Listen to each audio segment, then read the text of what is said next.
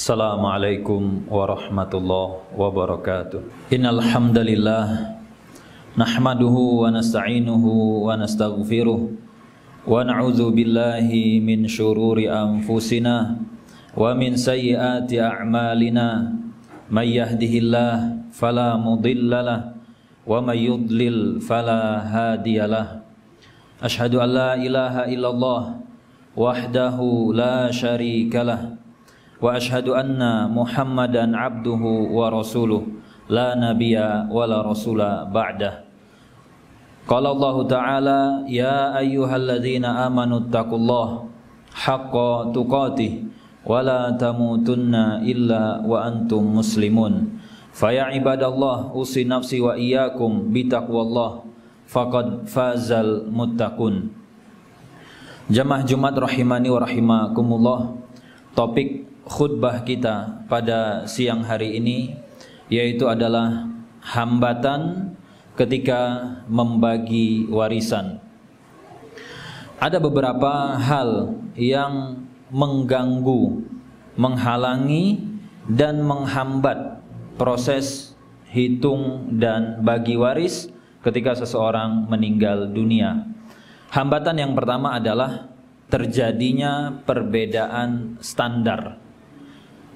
Para ahli waris yang A inginnya warisan dibagi sesuai adat, sedangkan ahli waris yang B inginnya warisan dibagi sesuai dengan aturan Allah.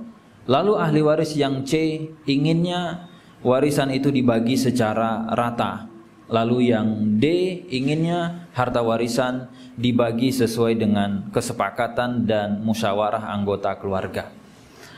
Ketika ahli waris berbeda standar, berbeda patokan dan acuan, maka ini akan menjadi hambatan dan halangan pada proses hitung dan bagi waris.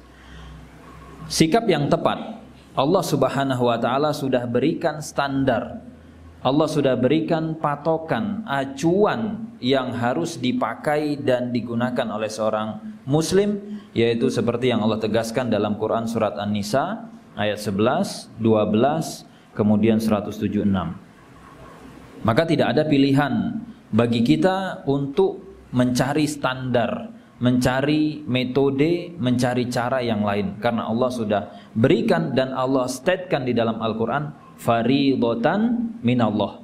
Itu adalah sesuatu yang sifatnya memaksa, sifatnya wajib dari Allah. Dan Allah katakan innallah kana aliman hakima. Yang ngasih aturan itu adalah zat yang alim, maha mengetahui, dan zat yang hakim, maha bijaksana. Kemudian hambatan yang kedua yang membuat proses hitung dan bagi waris terganggu adalah tidak jelasnya kepemilikan harta. Pada saat seseorang wafat, ahli waris bingung mana harta yang itu miliknya si mayit dan mana harta yang bukan miliknya mayit. Dan bahkan kejadian di tengah-tengah kita ketika seseorang hidup, dia sendiri bingung mana harta dia, mana yang bukan harta dia. Mana yang milik dia, mana yang milik istri, mana yang milik istri, mana yang milik orang tua. Sehingga ketika kita masih hidup, selain kita memperhatikan bagaimana cara kita mendapatkan harta, yang perlu diperhatikan juga adalah diperjelas status kepemilikan harta tersebut. Apakah itu harta kita atau bukan milik kita? Jika milik kita, apakah itu 100% punya kita atau sekian persen ada bercampur dengan kepemilikan orang lain? Pada saat kita wafat, ahli waris tidak bingung lagi. Itu hambatan yang kedua. Hambatan yang ketiga, ketika ingin melakukan proses hitung dan bagi waris adalah hibah yang tidak tuntas. Masyarakat bahkan kadang bingung apa bedanya hibah dengan wasiat dan apa bedanya dengan waris. Sederhananya, hibah itu adalah transaksi perpindahan kepemilikan yang dilakukan saat pemilik harta masih hidup. Sehingga ketika pemilik masih hidup, lalu dialihkan kepemilikannya kepada penerima hibah, maka itu ketika terjadi akad dan terjadi serah terima saat hidup itu disebut dengan hibah. Tapi ketika hanya sekedar akad, ini untuk kamu ya, ini untuk si C ya, tapi tidak terjadi perpindahan kepemilikan, hanya omongan saja, itu tidak disebut dengan hibah. Dan masalah di masyarakat ketika ayah bilang tanah ini untuk kamu, tanah itu untuk dia, tapi tidak ada balik nama di sertifikat, kendali masih di ayah, ini tidak disebut dengan hibah. Maka kalau mau hibah, pastikan tuntas, lepas dari kepemilikan kita dan bisa dikendalikan oleh penerima hibah.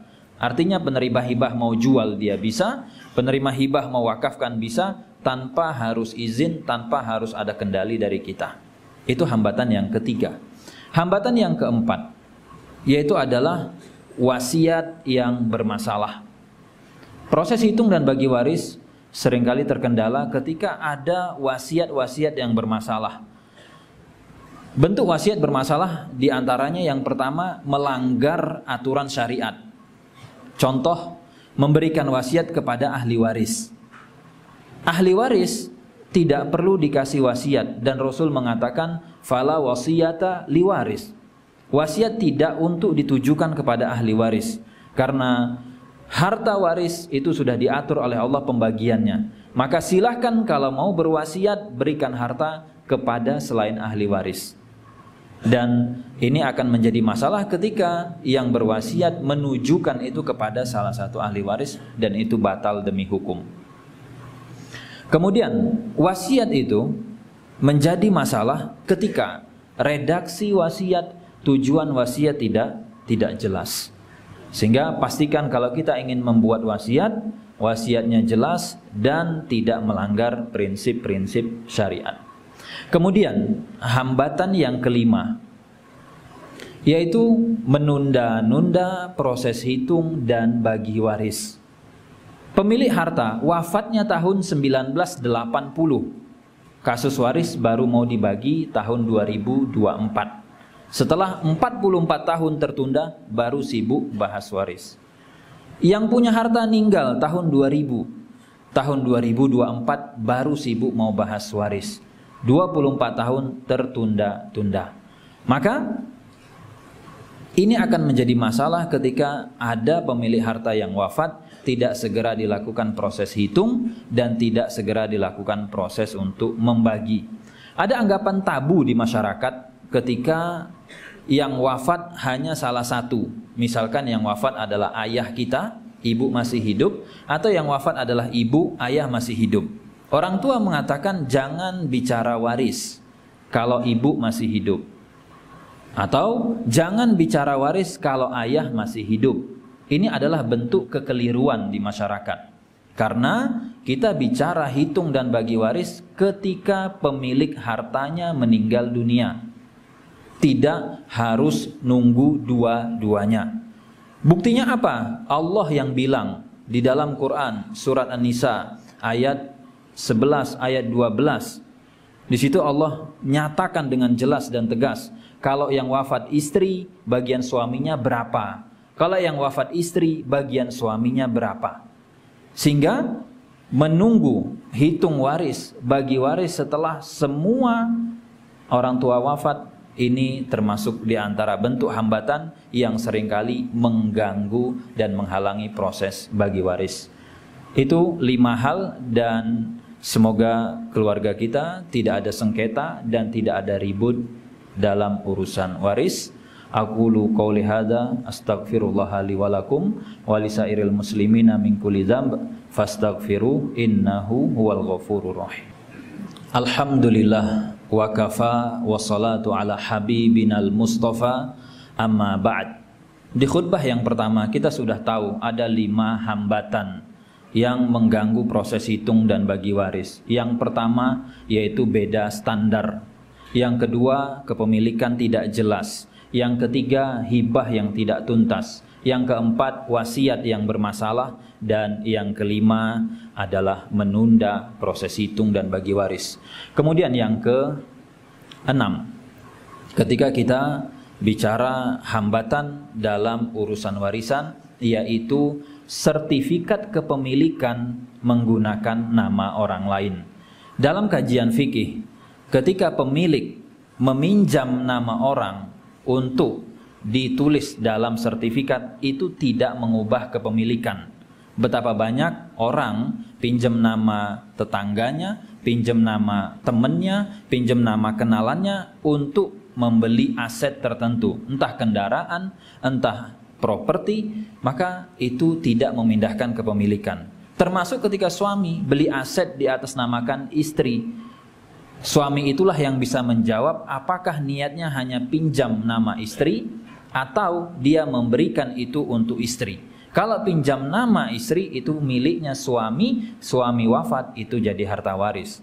Walaupun memang terjadi perbedaan ketika kita menggunakan standar legal formal hukum positif yang disebut pemilik adalah yang nama tertulis di sertifikat. Maka tolong diperhatikan ketika nama kita dipinjam untuk kepemilikan atau ditulis di sertifikat aset.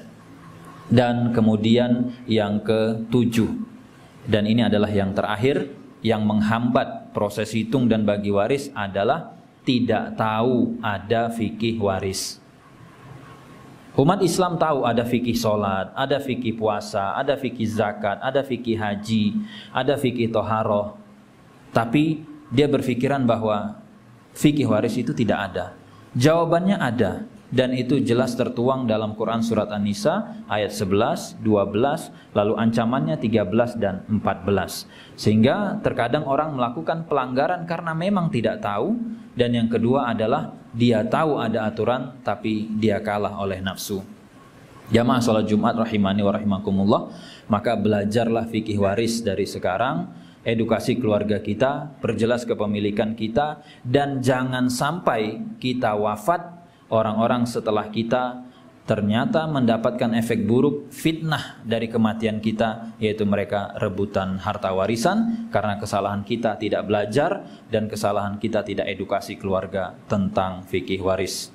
Innallaha wa malaikatahu yusholluna 'alan nabi ya ayyuhalladzina amanu shollu 'alaihi wa sallimu taslima. Allahumma sholli 'ala Muhammad wa ala ali Muhammad kama shallaita ala Ibrahim wa ala ali Ibrahim innaka Hamidum Majid. Allahumma barik ala Muhammad wa ala ali Muhammad kama barakta ala Ibrahim wa ala ali Ibrahim innaka Hamidum Majid. Allahumma ighfir lil muslimin wal muslimat wal mu'minin wal mu'minat al ahya'i minhum wal amwat innaka sami'un qaribun mujibud da'wat ya qadhiyal hajat. Rabbana la tuzigh qulubana ba'da idh hadaitana wa hab lana min ladunka rahmah innaka antal wahhab. Allahumma a'inna ala dzikrik wa syukrik wa husni ibadatik. Allahumma a'inna ala dzikrik wa syukrika wa husni ibadatik.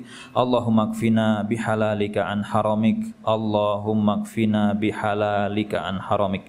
Rabbana atina fid dunya hasanah wa fil akhirati hasanah wa qina adzabannar. Aqimus shalah. Haji Furoda bareng Ustadz Amin Nurbait hanya $18.000. Hubungi 0812 9090 4331.